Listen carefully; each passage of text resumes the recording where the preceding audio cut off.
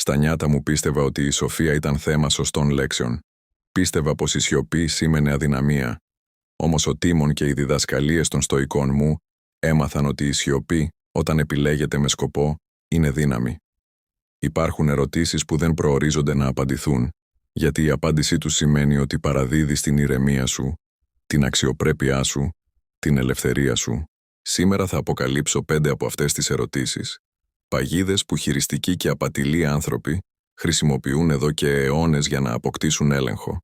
Ακούγονται αθώες, ακόμη και φιλικές, αλλά πίσω τους κρύβεται μια κρυφή πρόθεση. Ο Σενέκας είπε κάποτε: «Όποιος είναι ήρεμος και συγκροτημένος, είναι ο πιο δύσκολος να εξαπατηθεί».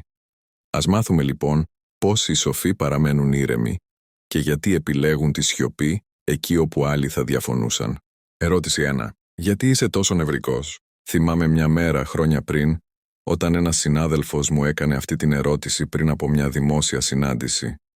«Γιατί είσαι τόσο νευρικός?» είπε χαμογελώντας.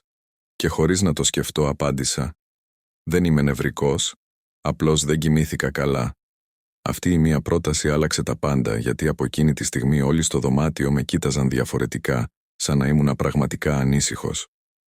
Μου πήρε χρόνια να καταλάβω ότι είχα πέσει σε μια λεπτή ψυχολογική παγίδα. Όταν κάποιος σε ρωτά «Γιατί είσαι τόσο νευρικός» ή «Γιατί δείχνεις τόσο αγχωμένος», προσποιείται ότι ενδιαφέρεται, αλλά συχνά προσπαθεί να σε κάνει να αμυνθείς. Μόλις αρχίσεις να εξηγείς, έχεις αποδεχτεί την υπόθεσή του ότι κάτι δεν πάει καλά με εσένα. Ο Επίκτητος μας προειδοποίησε γι' αυτό.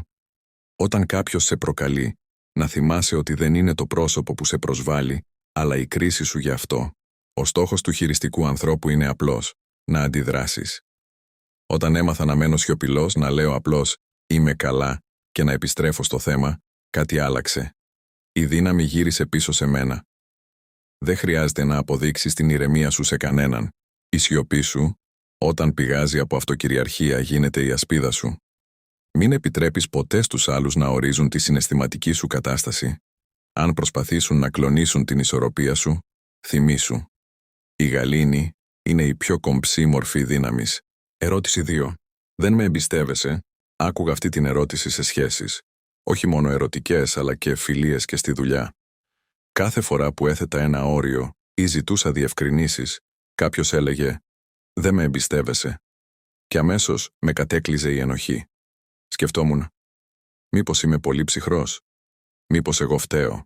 Με τον καιρό κατάλαβα ότι αυτή η ερώτηση δεν αφορά την εμπιστοσύνη. Αφορά τον έλεγχο. Είναι ένας τρόπος να αμφισβητήσεις τη δική σου σύνεση. Ο Σενέκας έγραψε: «Το πρώτο βήμα προς τη σοφία είναι να διακρίνεις τι μπορείς να εμπιστευτείς και τι πρέπει να αμφισβητήσεις». Ο σοφός άνθρωπος δεν εμπιστεύεται τυφλά. Εμπιστεύεται αλλά παρατηρεί.